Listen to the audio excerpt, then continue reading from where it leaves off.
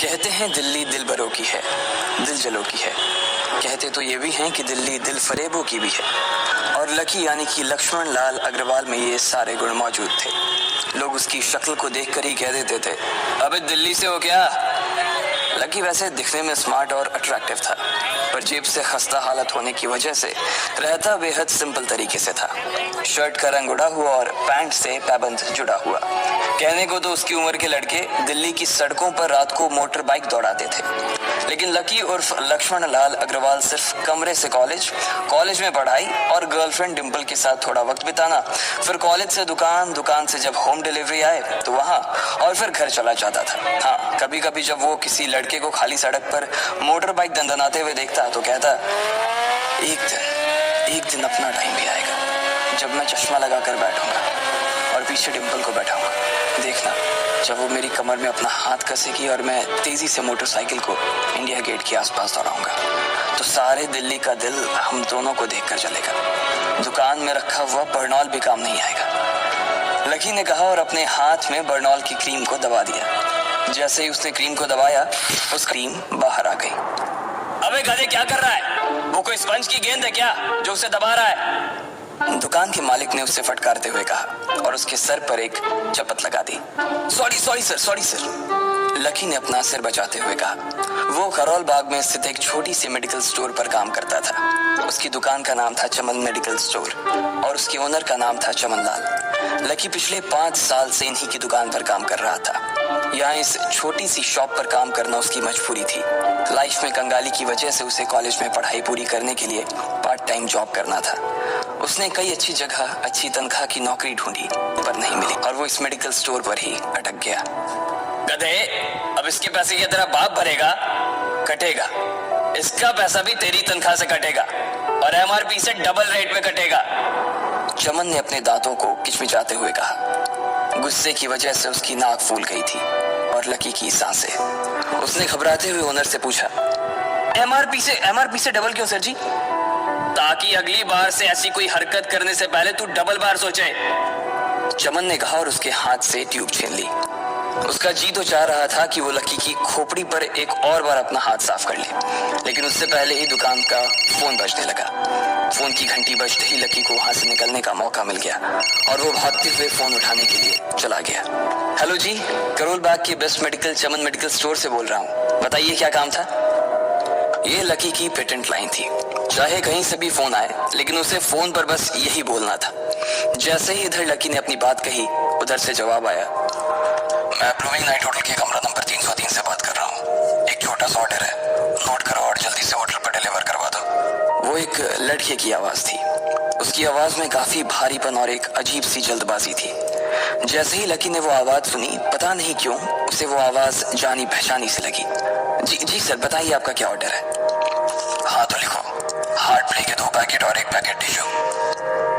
Lucky, जो कि अपना पेन लेकर खड़ा था, हार्ट प्ले का नाम सुनते ही झिझक गया।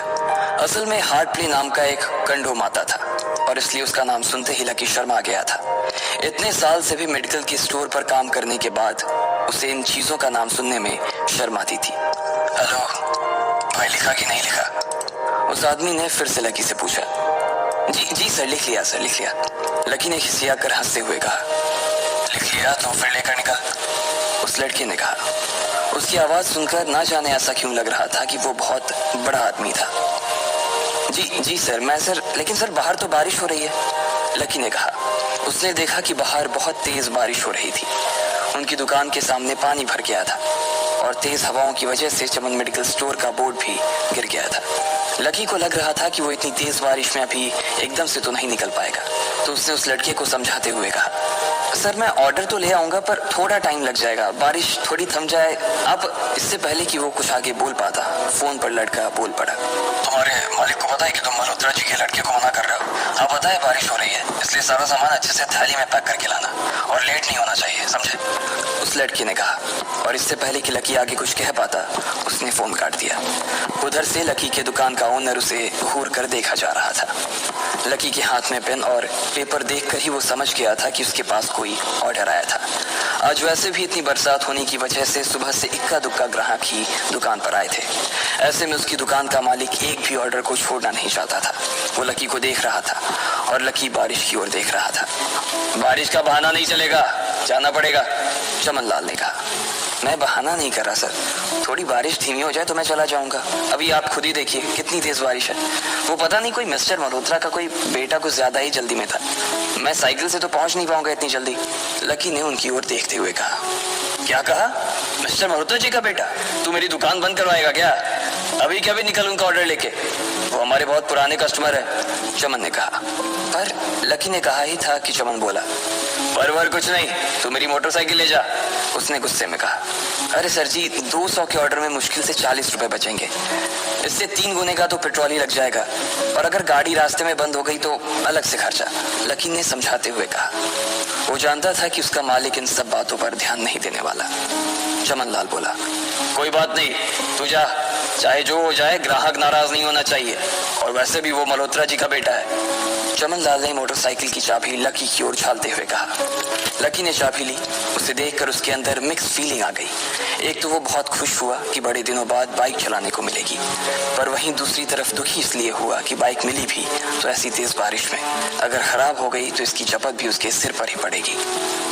वो मुंह लटकाकर रेनकोट और हेलमेट पहनते हुए वहां से निकल गया। बाहर आकर बाइक को देखा तो लकी ने मन में सोचा, चलो ठीक है, जो होगा देखा जाएगा, कम से कम बाइक तो चलाने को मिल रही है। दरअसल लकी इतने साल काम करने के बाद भी अपने लिए एक मोटरसाइकिल नहीं ले पाया था। लकी की तनख्वाह ही इतनी भर थी कि सिर्फ उसके कमरे का किराया, उसकी साइकिल में डालने वाली हवा का खर्च, बिजली पानी का बिल और डिम्पल के साथ महीने में 1-2 बार बाहर खाने का खर्चा ही निकल पाता था। उसे डिम्पल की कही बात अक्सर याद आती थी। लकी, अगर अगले 2 महीने में तूने बाइक नहीं खरीदी ना तो मैं तेरे से ब्रेकअप कर लूंगी, देखना। असल में डिम्पल को लकी के साथ बाइक पर घूमने की बड़ी तमन्ना थी। लकी की इस उजाड़ जिंदगी में एक वही तो थी जिसके लिए जिंदा रहने को उसका जी चाहता था। जब भी वो उससे बाइक की बात करती तो लकी डिम्पल की इस बात को हंस कर टाल देता था। वो अपने मन में इस बात को अच्छे से जानता था कि डिम्पल उससे बहुत प्यार करती थी और वो उससे कभी छोड़ कर नहीं जा सकती थी। वो दोनों एक दूसरे में ऐसे घुले मिले थे जैसे बादल बरसात में घुल जाती है। लकी को डिम्पल बहुत पसंद थी और वो उसके लिए दुनिया जहां की खुशियां खरीद कर ला देना चाहता था। वो चाहता था कि एक दिन वो डिम्पल को प्लेन में बैठाए, लेकिन उसके ये सब ख्वाब इस कम तनख्वाह की नौकरी की वजह से कभी पूरे नहीं होने वाले थे। पर आज उसके पास एक मौका था। वो डिम्पल को अपने साथ इस बारिश में राजपथ घुमाना चाहता था। वो उसे दिल्ली दिखाना चाहता था। चमन लाल को देने के लिए उसने पहले से ही बहाना सोच रखा था। बस जल्दी से वो ये डिलीवरी देकर सीधे डिम्पल के पास ही जाने वाला था। उसने होटल ब्लूमिंग नाइट के बाहर मोटर बाइक पार्क की और सीधे होटल के अंदर चला गया।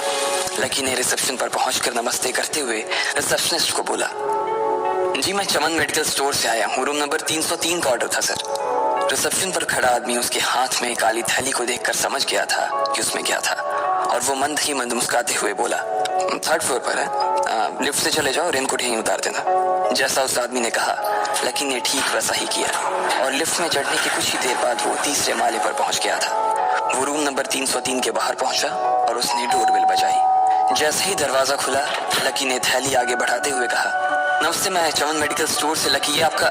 इससे पहले कि लकी आगे कुछ कह पाता उसकी आंखें फटी की फटी रह गई थी। उसने अपने सामने जो देखा उसके बाद उसे ऐसा लगा कि बंद छत के नीचे भी उसके ऊपर आसमान से आकर एक जोरदार बिजली गिर गई थी। उसके सामने एक लड़की खड़ी थी। वो लड़की और कोई नहीं बल्कि उसकी गर्लफ्रेंड डिम्पल ही थी। उसने एक पर्पल कलर का नाइट गाउन पहन रखा था। उसके काले घने बाल गीले थे और उसने उन्हें अपने कंधे पर फैला रखा था। उसकी खुशबू से ही ये चीज साफ पता चल रही थी कि वो अभी अभी नहा कर आई थी। डिम्पल, तुम यहाँ क्या कर रही हो? लकी को अपनी आंखों पर विश्वास ही नहीं हो रहा था। उसने 2 बार अपनी पलकें झपका कर देखा, लेकिन दोनों बार ही उसे अपने सामने डिम्पल ही नजर आई। तुम यहाँ क्या मेरा पीछा करते हुए आए हो लकी? डिम्पल ने उल्टा उसी के ऊपर पलटवार करते हुए कहा। लकी को देखकर उसके दिल की धड़कन भी तेज हो गई थी। उसे उम्मीद नहीं थी कि लकी यहाँ आ जाएगा। उसने ना तो सुबह से उसे फोन किया था और ना ही उसके मैसेज का कोई जवाब दिया था। वो अपने मन में सोचकर बैठी थी कि वो अगले दिन खुद ही उससे मिलकर बोल देगी कि उसकी तबीयत खराब थी। डिम्पल बेबी, क्या हो गया? किससे बात कर रही हो? अचानक से एक गबरू जवान सा लड़का दरवाजे के पास आकर खड़ा हो गया था। उसने बनियान पहन रखी थी। लकी उसे पहचान गया था। साले राहुल के बच्चे, तेरी हिम्मत कैसे हुई मेरी डिम्पल को हाथ लगाने की? लकी ने जैसे ही राहुल को देखा, उसके तन बदन में मानो आग सी लग गई थी। वो उसे इस वक्त इतना बुरा मारना चाहता था, इतना बुरा पीटना चाहता था, जिसकी कोई हद सीमा नहीं थी। लकी जिस कॉलेज में पढ़ता था, राहुल और डिम्पल भी उसी में पढ़ते थे, और वो कॉलेज राहुल के फादर का ही था। डिम्पल ने राहुल के पिता की एक कंपनी में जॉब पकड़ ली थी, और राहुल उस पर बहुत लाइन मारता था। लकी ने 1-2 बार डिम्पल को उससे दूर रहने के लिए भी कहा, लेकिन डिम्पल ने उसे ये कहकर टाल दिया था कि वो सिर्फ अच्छे दोस्त थे। आज भी इससे पहले कि वो आगे बढ़ता, डिम्पल उन दोनों के बीच आ गई।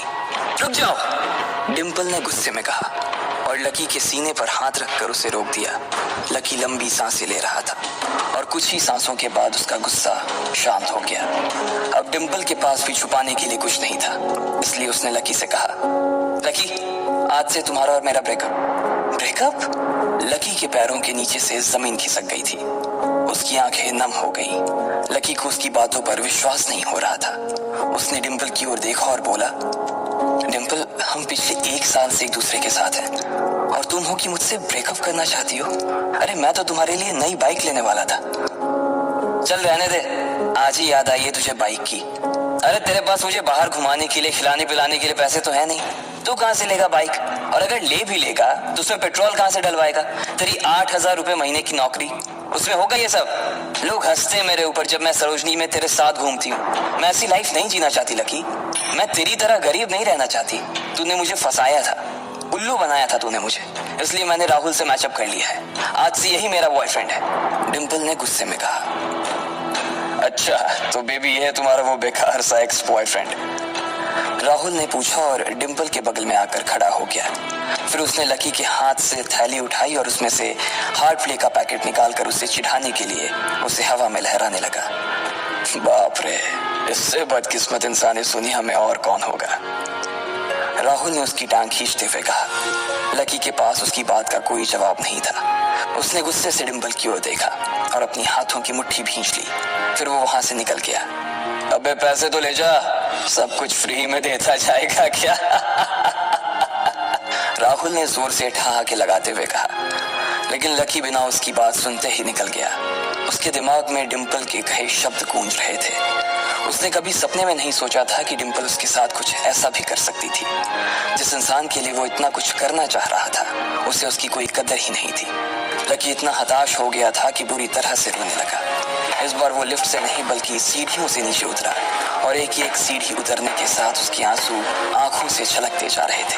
जब उसकी आवाज सुनकर कुछ लोग अपने कमरे से बाहर आए तो लकी ने तुरंत अपने आंसू पोंछे और तेजी से वहां से भाग गया। उसे जिंदगी में पहली बार प्यार हुआ था, और पैसों की कमी की वजह से न सिर्फ उसका प्यार बल्कि उसकी पूरी जिंदगी बर्बाद हो गई थी। लकी जैसे ही बाहर आया तो उसने देखा कि बाहर अंधेरा हो गया था।